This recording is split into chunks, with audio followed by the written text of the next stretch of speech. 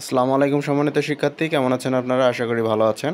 তো অনার্স দ্বিতীয় বর্ষের কিন্তু ফর্ম ফিল আপের নোটিশ ইতিমধ্যে জাতীয় বিশ্ববিদ্যালয় তাদের অফিসিয়াল ওয়েবসাইটে পাবলিশ করেছে। এখানে যদি আমরা ক্লিক করি, দেখুন এখানে আমরা একটু পিডিএফটা অন করি। দেখুন এখানে বলা আছে 2023 সালের অনার্স দ্বিতীয় বর্ষের পরীক্ষার ফর্ম পূরণের বিজ্ঞপ্তি।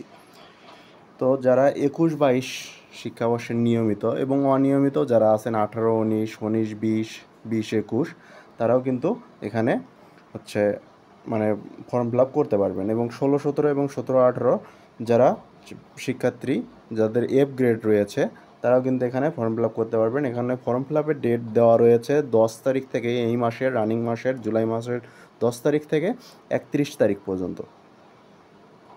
আর ডাটা নিশ্চয়নের এন্ট্রি তারিখ যেটা শেষ তারিখ 1 তারিখ থেকে 1 তারিখ পর্যন্ত, মানে আগস্টের 1 তারিখ পর্যন্ত। আর বাকি যে অপশনগুলো দেওয়া আছে এগুলো কলেজের, আপনাদের কোনো কিছু লাগবে না। আর ফর্ম পূরণের জন্য কী কী লাগবে দেখুন, পার সাবজেক্ট 250 টাকা করে, বিশ্ববিদ্যালয়ের জমা হচ্ছে আর 200 টাকা, ব্যবহারিক 250, এই মিলে মোটে হচ্ছে আপনাদের একটা অ্যামাউন্ট চলে আসবে। কিন্তু আপনাদের কলেজ যদি প্রাইভেট ইউনিভার্সিটি হয় বা যে সরকারি ইউনিভার্সিটির ক্ষেত্রেও, মানে জাতীয় বিশ্ববিদ্যালয়ের যেগুলো আন্ডারে রয়েছে, তারা নির্দিষ্ট একটা আপনাদের কলেজে নোটিশ দিয়ে দেবে যে এত টাকা লাগবে। আপনারা কি করবেন, অনলাইন কপিটা আগে ডাউনলোড করে নেবেন রেজিস্ট্রেশন দিয়ে, আপনারা যেভাবে ফার্স্ট ইয়ারে করেছিলেন।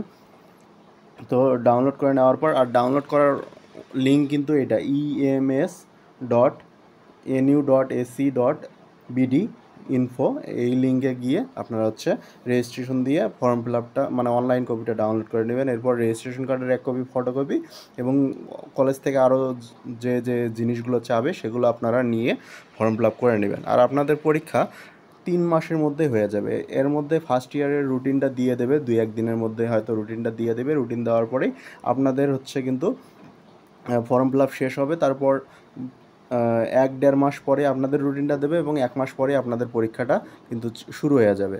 তো আপনাদের পরীক্ষা সেপ্টেম্বরের শেষের দিকেই শুরু হয়ে যাবে ইনশাল্লাহ। তো ভালোভাবে পড়াশোনা করেন। ধন্যবাদ। এই ছিল আজকের ভিডিও।